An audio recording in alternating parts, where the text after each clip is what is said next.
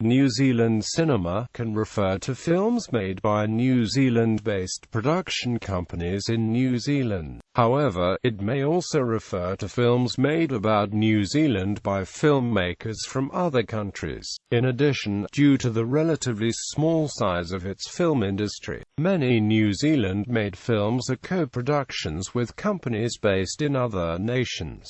Film has a long history in New Zealand. The first public screening of a motion picture was in 1896. A 1900 documentary is the oldest surviving New Zealand film, and the first feature film made in New Zealand premiered in 1914.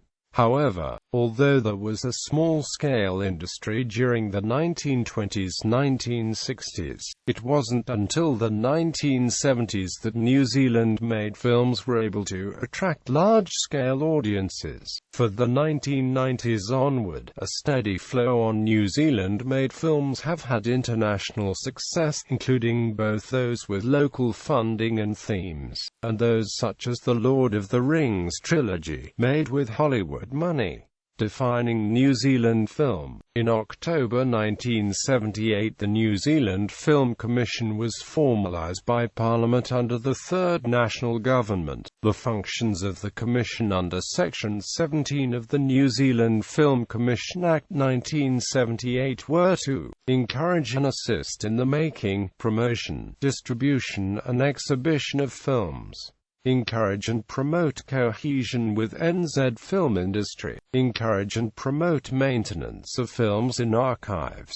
With this act, the New Zealand film industry became more stabilized. Section 18 of the Act, entitled Content of Films, would serve to define which aspects a film had to have in order for it to be labelled as a New Zealand film. To qualify as a New Zealand film, the film must have significant New Zealand content, taking into account the following: the subject of the film, the locations at which the film was made, the nationalities or places of residence of the authors, script writers, composers, producers, directors, actors, technicians, editors, etc., the owners of any company, partnership, or joint venture involved in making the film, the copyright holders, the sources from which the money is derived, the ownership and whereabouts of the equipment and technical facilities. These defining aspects have in recent years caused debate on whether films like The Frighteners and The Lord of the Rings qualify as New Zealand films. The impact of the New Zealand Film Commission on the industry was in getting films made, coming to a definition of NZ film, and helping establish a screen industry in New Zealand. Most New Zealand films are made by independent filmmakers, often on a low budget and with sponsorship from public funds. Relatively few New Zealand-made films have been specifically commissioned for the international market by international film distributors. Recently, international film companies have become more aware of the skills of New Zealand filmmakers, and have increasingly used the New Zealand film industry as a base to shoot and also sometimes finish their feature films. Private funding for New Zealand films has often been in short supply, although for a period in the early 80s tax breaks resulted in a rush of money and a production boom. Although the trend seems to be changing for the better, some New Zealand directors and actors have been ignored in large part by their own country, despite success overseas, and often had to work in the US, Australia, and the UK as a result. History. Early film 1890s–1920s. The first public screening of a motion picture was on 13 October 1896 at the Opera House, Auckland, and was part of a show presented by Charles Godfrey's Vaudeville Company. The first screening of a colour film was on Christmas Eve in 1911. It was a simultaneous showing at the Globe Picture Theatre, Queen Street, and the King's Theatre, Upper Pitt Street. The first filmmaker in New Zealand was Alfred Whitehouse, who made 10 films between 1898 and mid-1900. The oldest surviving New Zealand film is White House as the departure of the second contingent for the Boer War. The first feature film made in New Zealand is arguably Hinamoa. It premiered on 17 August 1914 at the Lyric Theatre, Auckland. New Zealand's oldest surviving cinema is the Roxborough Cinema, located in central Otago.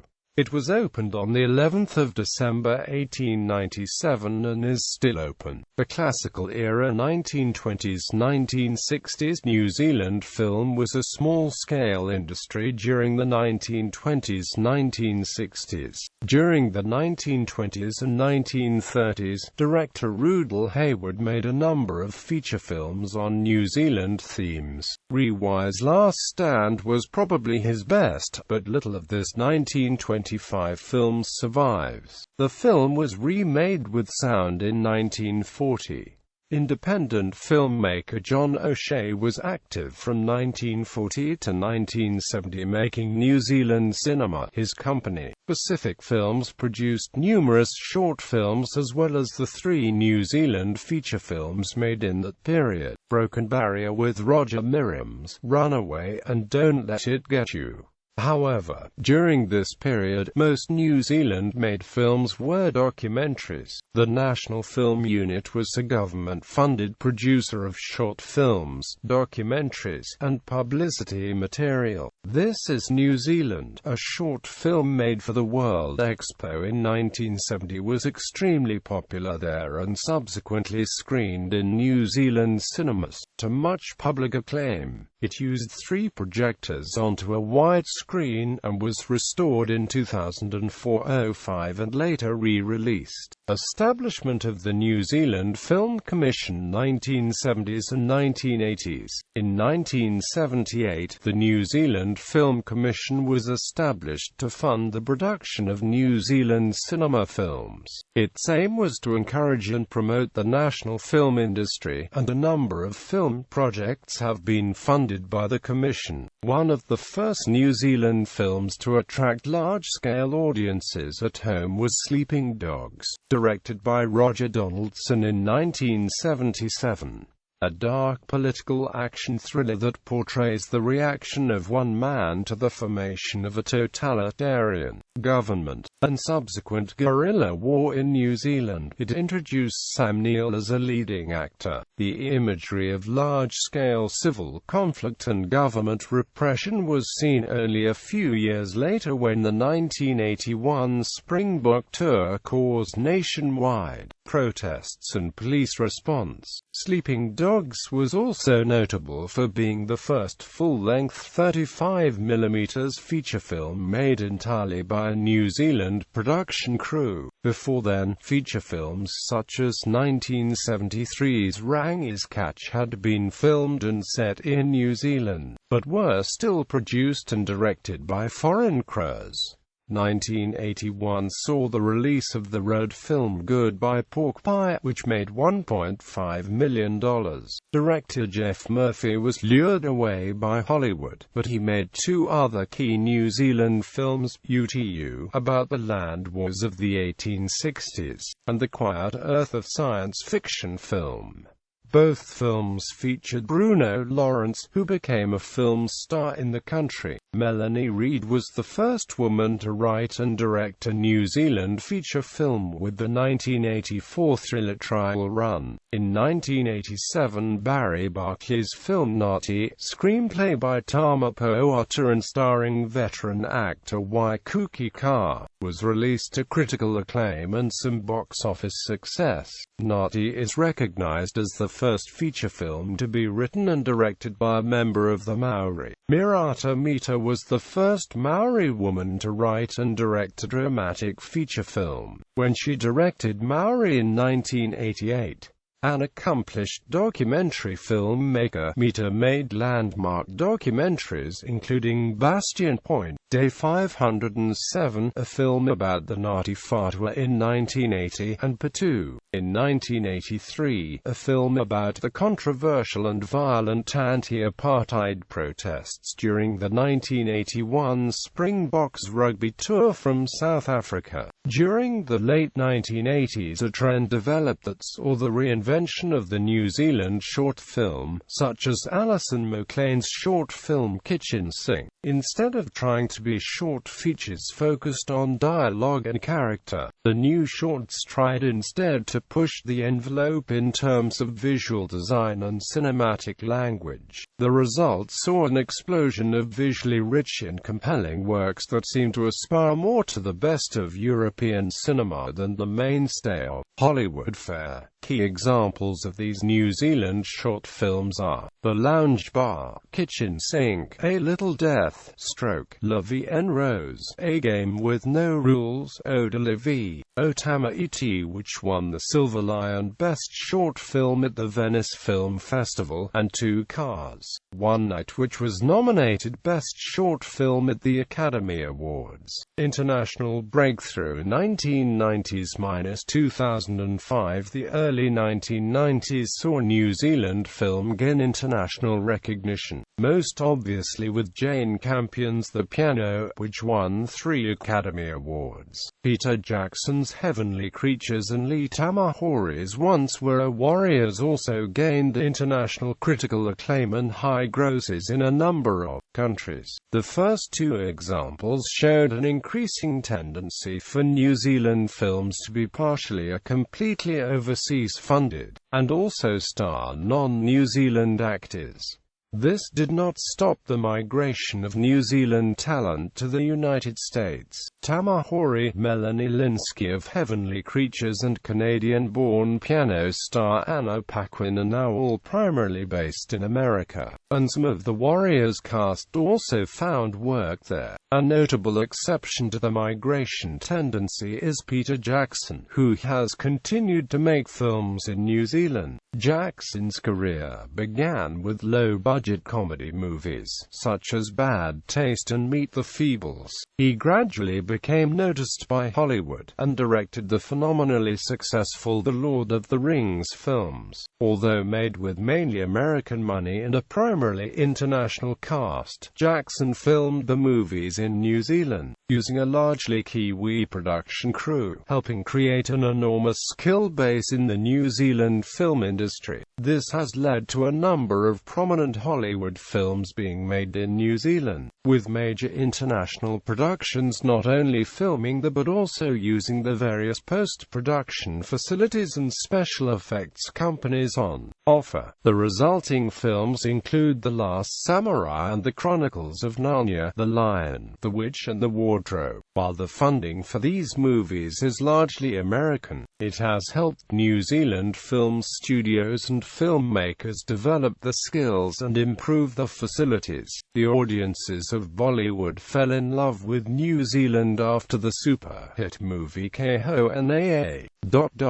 Pure High was released in 2000, starring Hrithik Roshan. However, some industry figures claimed that having large international productions employing New Zealanders has its downside. One New Zealand filmmaker recently highlighted how difficult it was to employ cameramen when working on a low-budget New Zealand film, as cameramen are now used to receiving large wages. Other filmmakers find that the opposite is true, and argue that the greater number of local professionals may actually have driven wages down from the relative heights of the 1980s. Another alleged downside is that the big-budget internal productions swallow up any funding New Zealand has available, making it far more difficult for local productions to find money. Despite this, local content has also significantly increased, with Whale Rider becoming the second highest-grossing North American independent film and third highest worldwide, earning $40.1 million.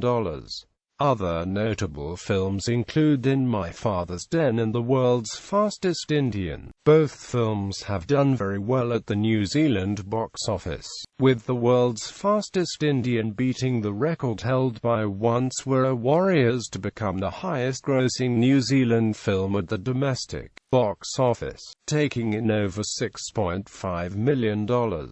This record was again beaten in 2010 by Boy, an important and accessible retrospective of New Zealand film. Sam Neill and Judy Rymer's Cinema of Unease was made in 1995. The film presented the history of New Zealand film from the personal perspective of Sam Neill. 2006 present. The latter part of the first decade in 21st century New Zealand saw the expansion of Peter Jackson's filmmaking empire, with Jackson optioning the rights to The Lovely Bones, Halo, The Dambusters and the fantasy dragon series Temeraire. Major productions such as James Cameron's Avatar and the 2007 summer blockbuster The Waterhorse, Legend of the Deep are also utilizing Jackson's Wellington Studios and enlisting special effects giant Weta Digital. Eagle vs. Shark was director Taika Waititi's first feature film, starring Jermaine Clement and Lauren Horsley, and was released in 2007. The film earned over $1 million at the box office. Waititi's film Boy, released in 2010, topped the box office receipts for the opening week, earning more on its opening day than any previous New Zealand film. Boy became the highest-grossing New Zealand film on its own soil. In 2014, the mockumentary What We Do in the Shadows, directed by Waititi and Clement, was released to substantial critical acclaim. 2 years later, Waititi released Hunt for the Wilder People, starring Sam Neill and Julian Dennison, a film that became the new highest-grossing opening weekend box office New Zealand film on home soil, beating the record set by his own film from 6 years previously. New Zealand Film Archive. The New Zealand Film Archive was founded and incorporated on 9 March 1981. Film enthusiast, critic and historian Jonathan Dennis was a primary driving force behind the archive and became its first director. The archive was set up to preserve and restore significant New Zealand film and television images. It now holds a collection of much of early New Zealand cinema film and holds public screenings of its collection. Much of the early cinema film made in New Zealand has been lost, as it was printed on unstable nitrate film base. In 1992, when film enthusiasts and the New Zealand Film Archive realized how much of New Zealand's film heritage was being lost, they mounted the Last Film search and found 7,000 significant films, both in New Zealand and around the world. Highest-grossing New Zealand films. Films such as The Lord of the Rings or The Hobbit film series are not classified as New Zealand films under the New Zealand Film Commission Act 1978, so are not included in the list of highest-grossing films. However, there are many more films that have been filmed in New Zealand which have been very successful internationally. Personalities.